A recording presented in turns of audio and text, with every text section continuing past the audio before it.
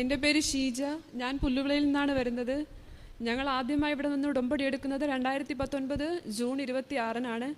ഞങ്ങളിവിടെ വരാൻ തന്നെ ഞാൻ കല്യാണം കഴിഞ്ഞ് വിവാഹം കഴിഞ്ഞ് 1 വർഷമായിട്ടും കുട്ടികളില്ലാതെ പലവിധ ട്രീറ്റ്മെൻറ്റ് ചെയ്തിട്ടും ഞങ്ങൾക്ക് കിട്ടുന്നില്ലായിരുന്നു. പല പല പ്രശ്നങ്ങളും ഉണ്ടായിരുന്നു, പല കുഴപ്പങ്ങളും ഉണ്ടായിരുന്നു. അങ്ങനെ ഞങ്ങളുടെ പല ട്രീറ്റ്മെൻറ്റ് ചെയ്ത് IUI IVF ഒക്കെ ചെയ്തിട്ട് ഫെയിലായതാണ് ഞങ്ങൾക്ക്.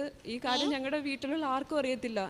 ഞങ്ങളുടെ അടുത്തൊരു സുഹൃത്താണ് ഞങ്ങളുടെ കൂടെ ഇപ്പോൾ വന്നത്. അവർക്ക് പോലും അറിയത്തില്ല ഞങ്ങൾ ഈ ട്രീറ്റ്മെൻ്റ് ഒക്കെ ചെയ്തിട്ടുണ്ടെന്ന് തന്നെ. ഇപ്പോഴായിരിക്കും അവർ അറിയുന്നത് തന്നെ. അങ്ങനെ ഞങ്ങൾക്കെല്ലാം ഫെയിലായി. ഡോക്ടർ പറഞ്ഞിരുന്നു സാധാരണ രീതിയിൽ ഞങ്ങൾക്ക് ഒരിക്കലും കുട്ടികൾ കിട്ടത്തില്ല എന്ന്. IVF-ലൂടെ അല്ലാതെ ഞങ്ങൾക്ക് ഒരിക്കലും കുട്ടികളില്ല എന്ന് പറഞ്ഞതാണ്. ഞങ്ങൾ മാനസികമായിട്ട് ഭയങ്കര ഇതായിരുന്നു. എന്ത് ചെയ്യണം, ഞങ്ങൾക്കിനി കുട്ടികളില്ല എന്ന ഒരു ഇതിൽ തന്നെ ഞങ്ങളങ്ങനെ ജീവിച്ചിരുന്നു. അങ്ങനെ അടുത്തുള്ളൊരു ചേച്ചിയാണ് കൃപാസനത്തെക്കുറിച്ച് വന്ന് പറയുകയും ഇവിടുത്തെ കാര്യങ്ങളെല്ലാം ഞങ്ങൾക്ക് പറഞ്ഞ് മനസ്സിലാക്കി തരികയും അങ്ങനെ ഞങ്ങൾ 2019 ജൂൺ 26-നാണ് ഇവിടെ വന്ന് ആദ്യമായി ഉടമ്പടി എടുക്കുന്നത്. അങ്ങനെ പലവിധ പ്രാർത്ഥനകളും മറ്റുമെല്ലാം ചെയ്ത് ഞങ്ങളങ്ങനെ ഒരു വിശ്വാസം ഇല്ലാതെയാണ് ഇവിടെ വന്നത് തന്നെ. ഡോക്ടർ തന്നെ പറഞ്ഞ് ഞങ്ങൾക്ക് കിട്ടത്തില്ല എന്ന്. അപ്പോൾ പിന്നെ എങ്ങനെ നടക്കും, അങ്ങനത്തെ ഒരു ഇതിലാണ് ഇവിടെ വന്നത് തന്നെ. പക്ഷേ മാതാവിൻ്റെ കൃപ കൊണ്ട് ഞങ്ങൾ ഒക്ടോബർ ആയപ്പോഴാണ് ഞാൻ പ്രഗ്നൻ്റ് ആണെന്ന് അറിയുന്നത്. എനിക്ക് വിശ്വാസമില്ലായിരുന്നു സത്യം പറഞ്ഞാൽ. കാരണം ഡോക്ടർ പറഞ്ഞതാണ് ഞങ്ങൾക്ക് കിട്ടത്തില്ല എന്ന് തന്നെ. ഞങ്ങൾക്ക് ഭയങ്കര അതിശയമായിരുന്നു സത്യം പറഞ്ഞാൽ.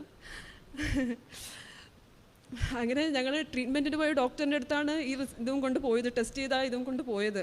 അപ്പോൾ ഡോക്ടർ ഞങ്ങളുടെ അടുത്ത് ചോദിച്ചു, അപ്പോൾ ഞങ്ങളിവിടെ ടെസ്റ്റ് ചെയ്തതെല്ലാം കള്ളമായിരുന്നോ, അതൊക്കെ തെറ്റായിരുന്നോ എന്ന് ഞങ്ങളുടെ അടുത്ത് തന്നെ തിരിച്ച് ചോദിക്കേണ്ടി വന്നു ഞങ്ങൾക്ക്.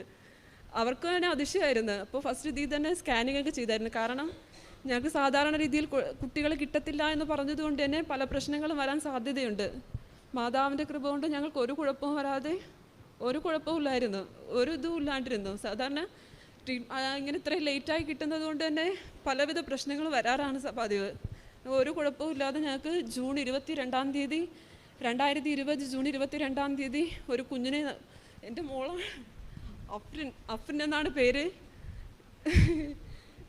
എനിക്കിവിടെ വന്ന് സാക്ഷി പറയുന്നത് ഇതെന്നെ വിശ്വസിക്കാൻ പറ്റുന്നില്ല. ഞാനിന്നിവിടെ വരുമെന്ന് തന്നെ എനിക്കറിയത്തില്ല. ഞങ്ങളുടെ ഒരു ഫ്രണ്ടാണ് ഇന്ന് ഞങ്ങളിവിടെ കൊണ്ടുവന്നത്. അവരുടെ അടുത്താണ് എനിക്ക് താങ്ക് യു പറയേണ്ടത് സത്യം പറഞ്ഞാൽ. ഞാനിവിടെ വരുമ്പോൾ വിചാരിച്ചില്ല ഇവിടെ ഒന്ന് കയറി നിൽക്കുമെന്ന് തന്നെ അറിയത്തില്ല. എനിക്കറിയത്തില്ല. ഇങ്ങനെ ആദ്യമായിട്ടാണ് ഞാൻ ഇത്രയും ആൾക്കാരുടെ മുമ്പിൽ സംസാരിക്കുന്നത്. ഞങ്ങൾക്ക് പലവിധ അനുഗ്രഹങ്ങളും ഉണ്ടായിട്ടുണ്ട്. ഞങ്ങൾക്ക് 2ാമത് ഉടമ്പടി പുതുക്കിയതിന് ശേഷമാണ് ഞങ്ങൾക്ക് ഒരു സ്ഥലം വാങ്ങിക്കാൻ ഞങ്ങൾ പല ഇതായിട്ട് ശ്രമിക്കുന്നു. പക്ഷേ ഒന്നും നടക്കുന്നില്ലായിരുന്നു. പല കാരണങ്ങൾ കൊണ്ടും ഒന്നും നടക്കാതെ പോയി. പക്ഷേ 2ാമത് ഉടമ്പടി പുതുക്കിയതിന് ശേഷമാണ് ഞങ്ങൾക്ക് ഞങ്ങളുടെ വീടിന് അടുത്തായിട്ട് തന്നെ ഞങ്ങൾ ആഗ്രഹിച്ച സ്ഥലം വാങ്ങിക്കാൻ പറ്റി.